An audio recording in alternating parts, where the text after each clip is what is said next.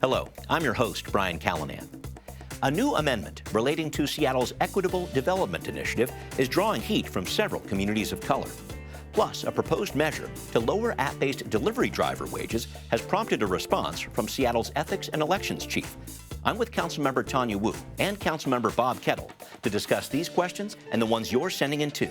Next on Council Edition. So I've been to most of the comprehensive plan meetings and hearing from everybody that they would like to see more growth, more density. What happened to Chief Carmen Best was wrong.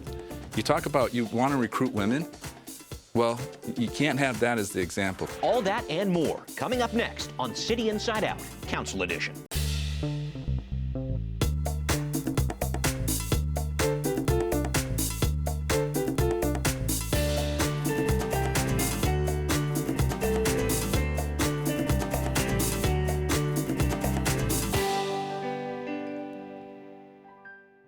And I am glad to welcome Citywide Councilmember Tanya Woo. Thank you very much for being here. Thanks for having me. And also want to welcome Councilmember Bob Kettle, representing District 7 from downtown up to Magnolia. Thank you for taking part as well. Well, thank you. Appreciate the opportunity. Well, let's jump right into it if we could. We are recording this show shortly after the council passed a budget amendment to Seattle's Equitable Development Initiative program, which supports projects for communities of color, as you know.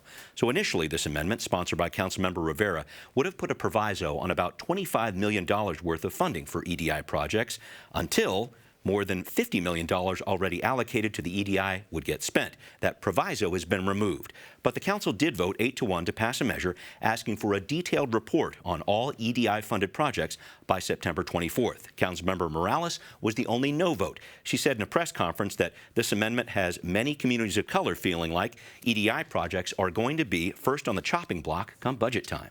We need the mayor and the rest of the council to show bold leadership and to demonstrate our commitment as a city, the city of Seattle's commitment to not balancing this budget on the backs of our black and brown neighbors. Councilmember Rivera said after the vote these EDI projects were never at risk, but she did recognize there are a lot of communities of color very concerned about this. Councilmember Kettle, help me out with this. What message are you trying to send to these communities with this vote asking for detailed reporting? You know, this goes to good governance. And one point I want to make, as I said yesterday, the carryover money and this year's budget money was never at risk. You know, we support the program. I support the Equitable Development Initiative, full stop. Yeah. And, you know, can you see how people were concerned? Yes. I want to make sure I bring that up. And I spoke to that. You know, there was a combination of things. You know, our budget chair was in China with Councilmember Woo. Yeah. So that didn't help. The Memorial Day weekend and the tightness of the scheduling with the carry forward bill. And to Chair Strauss's point, too, standard was not to use a carry forward legislation to put a proviso in, but it was the opportunity to look at the EDI program. And I think that is kind of conflation of events in a way, but the money was never at risk. That's the first thing that needs to be said. And, you know, it goes to good governance. And I recognize the point, hey, you're looking at this. As I said yesterday, trust me. Yeah. The public safety departments, offices, and commission get looked at so much. I have bills right now that we're doing this. We did it with the vacant building with the fire department. We're going to bring up that in a little bit, Yeah, so this reporting piece is across the board. EDI is not being kind of singled out. It seems like it in this case, but trust me, particularly in the public safety, SPD, they have to do a lot of reporting. Okay, fair enough. Some thoughts here, please, if yes, you would. and this council knows how important EDI funds are to the community. Many of us are in community. We know many of these stakeholders who are involved in EDI projects, and we want them to succeed. So we want to know what can we do as a council, what we can do as a city to help push these projects past the finish line so that we can have these programs out in the community. And so I think it's really important to know where we're at, and I think most of that work's been done by OPCD, and so Office how do of Planning, Community Development.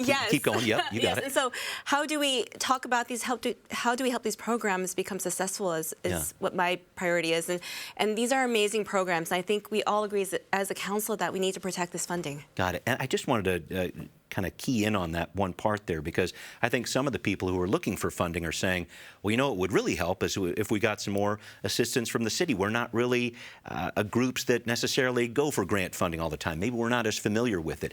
Do you see that logic to it? Maybe that support is needed? Go ahead. I definitely see that. You know, that may come out of this report as part of looking into it. It's like, you know, we do tiger teams all across the, the board. We do it with the UCT. We've done it on a whole bunch of areas. And maybe, tiger teams, tiger team effort. So maybe there's a a requirement to kind of bring in more formally SDCI and so forth to address whatever hiccups there may be, whatever hurdles there may be with the EDI, to make sure that it is moving forward. You know, here's another thing too is really important. It is so fantastic to have such a wide diversity of background on the council.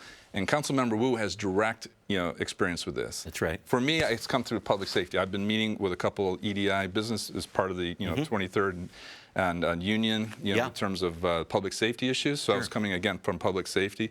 But the ladies that have these businesses, fantastic, and the great representation of the EDI program. Okay. But Councilmember Woo has even more deep insight into this process. Councilmember Hollingsworth has great insight to this process. And we bring that together, and ultimately it's about making sure that the program is successful. Councilmember Woo, just to wrap up, you're talking with a lot of these different groups, and you're kind of feeling out what's going on here and how people feel about this. Let me know about this, the message you're trying to send to these folks that are looking for funding and maybe concerned about it. Yes, I think Council understands how important these groups are, especially. We're so thankful that they've come out and let us know about their concerns, and having that top of mind is really important. And so I think there needs to be, I was communicating with some of these EDI stakeholders this last week, having that extra week, I believe, was really helpful, and I'm really thankful that people were so gracious regarding that. And so I would love to be able to build back up that trust with community groups and the council, to have people realize that we really do want to see them succeed, we really want to help, and to please come to us if there are any concerns going forward. Thank you very much for that. I want to shift gears to the city's Pay Up law to raise app-based delivery driver wages. This went into effect in January. App companies responded by placing a $5 fee on their deliveries, which many restaurants say has hurt their business. We're talking about DoorDash, some of these other apps out there. So Council President Nelson proposed legislation to lower delivery driver wages to Seattle's minimum wage as a way to encourage the app companies to drop those fees and hopefully build up business again. Councilmember Woo, the council was set to vote on this recently, but Wayne Barnett, executive director of Seattle's Ethics and Elections Commission, had some concerns. That's where this email from our viewer Blake comes in, who says this: the SEEC issued a statement recommending that you recuse yourself from the app-based worker wage law vote due to your father-in-law's business using delivery apps. What are your thoughts on this recommendation? What has been the guidance from other members of the Ethics Commission besides Wayne Barnett? I know you're still in the process with this. Can you explain where you are and what's going on here, please? Yes, I'm still waiting to meet with the Ethics Commission. And so until then, I have to recuse myself from debating or talking about this issue. But I appreciate the question. I will definitely update everybody once we get to a decision. Okay, fair enough. I wanted to make sure I covered that with you there. Thank you. And I appreciate you bringing up what you did. Maybe I can talk to you about this, Councilmember Kettle, because I know you worked on some amendments to this legislation. If you want to talk about that, please do. But I really did want to talk about what it means to delay this vote a little bit further, because Council President Nelson really saw this as an urgent matter, impacting small businesses like restaurants. So what does it mean to hold this vote potentially several weeks after this legislation was intended to be passed? Well, there's a lot going on with the council. As you know, our vacant building abatement bill was an emergency bill, and so we're working those pieces too. So we have so many different issues going on, and this is a lesson learned from being a council member. I have a great background coming into this, but it's the volume of different topics and issues, and we're working all these things. The transportation levy, the transportation plan, comprehensive plan. So there's a lot of things that are playing out right now. And so we wanted to ensure that we're moving forward on legislation. So it's not really a delay, like a big delay, but part of it is traffic management in terms of what we're trying to do legislatively. And I think that is something that's important. And and part of this too is it kind of goes to the earlier question. Getting a short period of time also can help. And so in the first set, I came in with my amendment in terms of like the reporting piece, the data, making sure that data's come in so it can be monitored by the city. Exactly, which goes to good governance, goes to the Office of Labor, OLS, labor standards, and so now we're looking to do more of that. And for me, to be upfront on the hard part, I have great sympathy. The public comment period. It is true. I hear them all the time. But I also hear on the delivery side, there's competing voices. Absolutely. So the restaurants are saying we're losing businesses. Drivers are saying don't cut our wages. You bet. And ultimately, it's about the restaurants. It's about that labor segment at the restaurants, the servers, the back kitchen. Because at the end of the day, particularly with the minimum wage related to restaurants later this year, if we don't have any restaurants next year, then this becomes a moot point because there's nothing to deliver because the restaurants are shut down. I see. So the The tiebreaker for me is what's best for the restaurants. Got it. Councilmember Woo, I get it that you can't debate the point here, but is there any sort of timeline when we think this could be revisited by the council? Is there anything that we can say about that, or what do we know? Oh, not yet, I guess. Not yet. Okay. I think that will be evident soon. Okay, all right, thank you. I wanted to make sure I covered all the bases I could, and I appreciate that we're dealing with a sensitive matter, so thank you very much. I will say we're talking with a lot of big headlines over the past few weeks here, including Adrian Diaz being relieved of his duty as police chief. He spoke at the press conference where he was transitioned to a special projects role. He was very emotional about this major change. Here's a short clip. I want to thank the men and women of the Seattle Police Department for their hard work and the community that has supported us through every challenge. Thank you. That's former Chief Diaz there embracing interim Chief Sue Rahr in that moment, the former King County Sheriff now taking this interim role. So Diaz loses this job in the midst of sexual harassment investigations against him, some legal cases involved with discrimination potentially. Councilmember Kettle, I just wanted to make sure I talked with you about this because you're the head of the Council's Public Safety Committee. This is a major shakeup, and I just wanted to get your general feeling of what kind of impact this is going to have on the SPD. It is a major piece, and I had a lot of meetings with Chief Diaz, very professional. We talked a lot of issues, as you know, in public safety there's many, very frank discussions, pushing forward, and I want to say that first. But I'm also cognizant of the fact the city attorney is also working from her perspective on litigation related to the claims. Yep. And so I, in my role as a official role, I can't be speaking to that aspect of it. But as I said in other places, is that sometimes for the good of the organization, it's best to move on. Mm-hmm. And I'm not making any judgment. I just said a very good collegial relationship, good working relationship. Mm-hmm.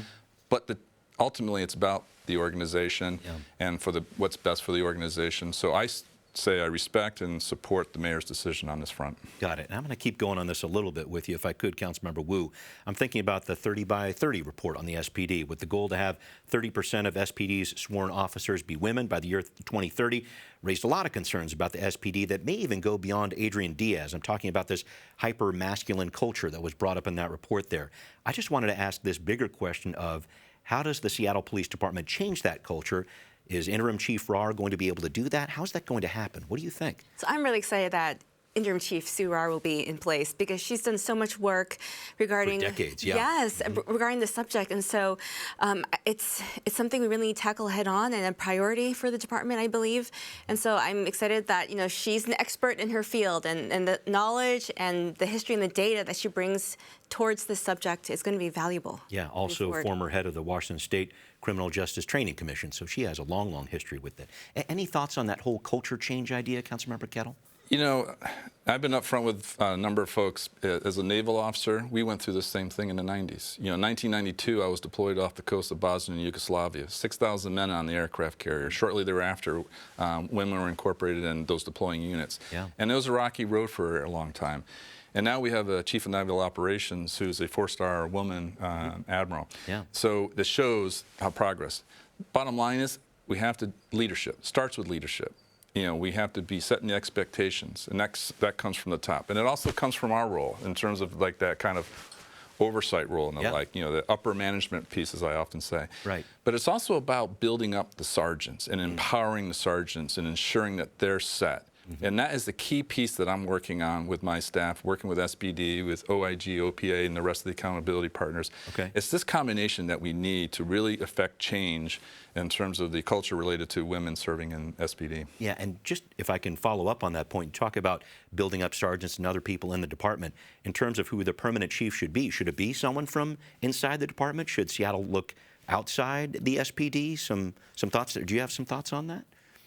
Oh, I think I heard that they're looking for someone outside SPD. Potentially, yeah. Yes, potentially. But yeah, I'm interested to see what the application process will look like and going forward and who applies. Who these candidates will be. Any thoughts on that, Councilmember? Well, that goes to the point about building up sergeants, building up your leadership cadre, and then the lieutenants, the captains, and then the senior staff. And given the circumstances right now, the search committee will do its work. Of course. But we may be going outside. Okay. And we'll see. And it's part of the due diligence that we need to do as part of this search process. Thank you. And I look forward to working with Chief Rohrer as part of this as well. Yeah.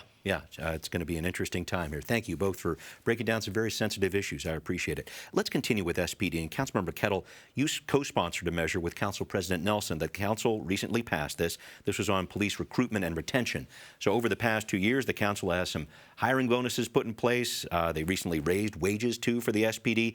But that hasn't stopped the SPD from losing officers, according to the most recent data here.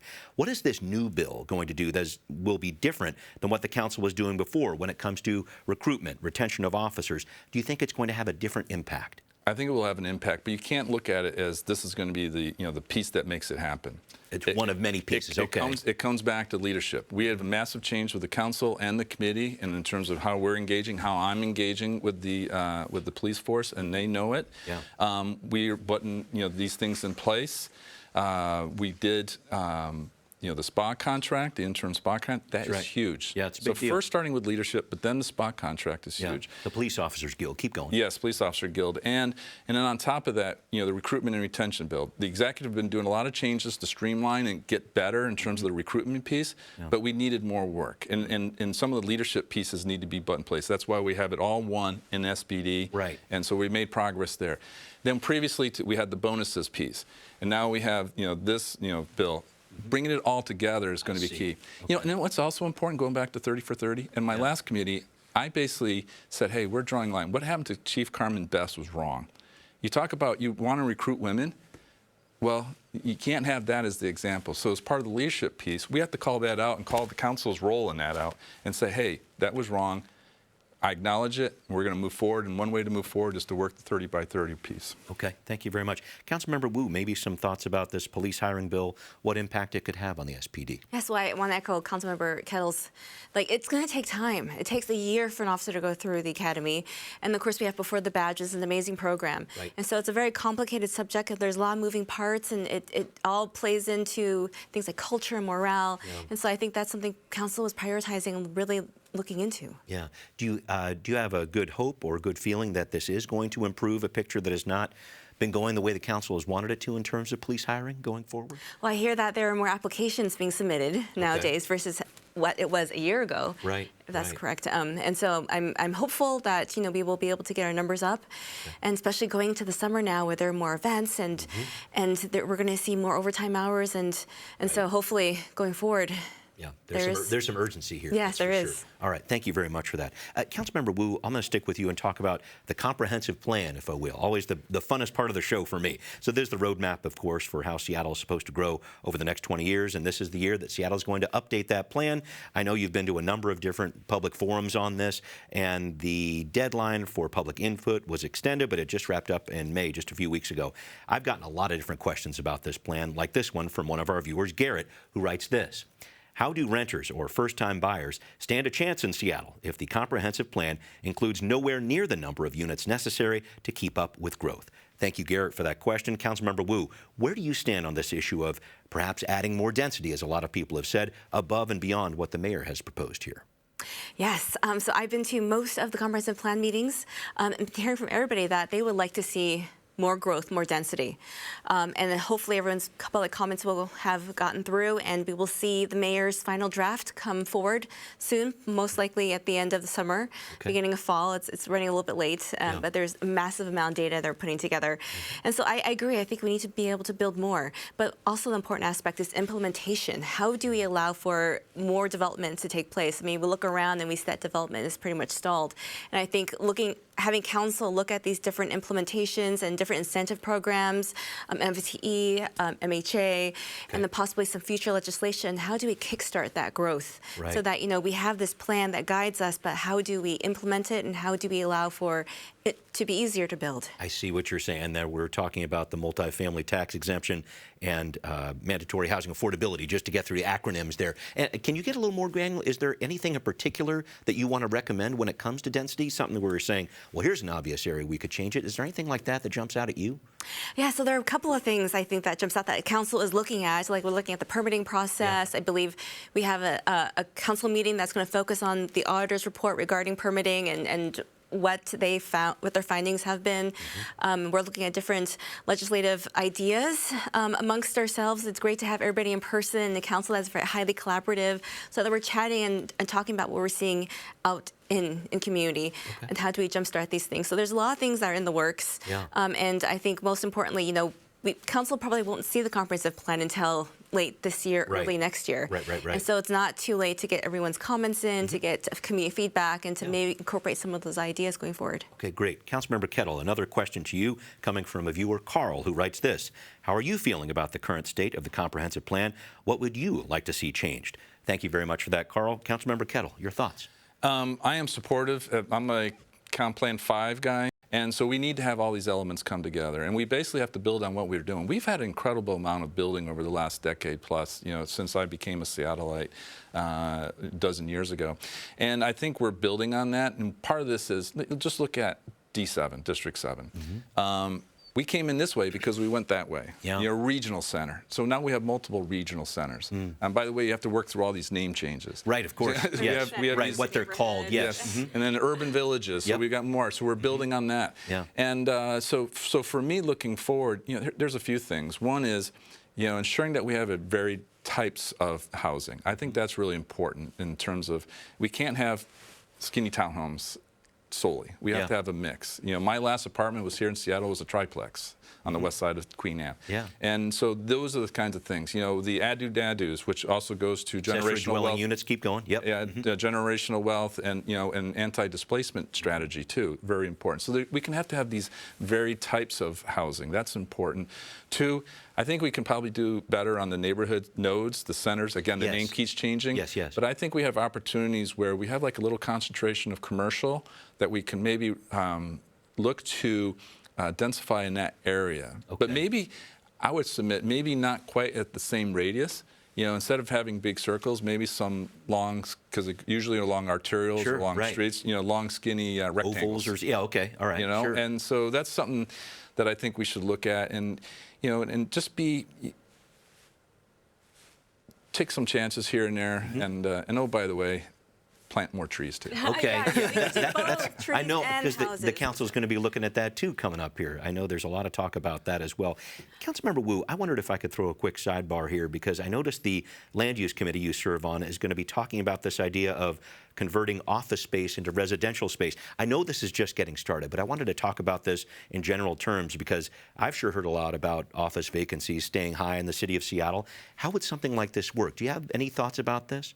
Yes, I love that idea. I fully support it, because that's something my family went through when we redeveloped the Louisa Hotel. We took a shell of an old historic building and redeveloped it.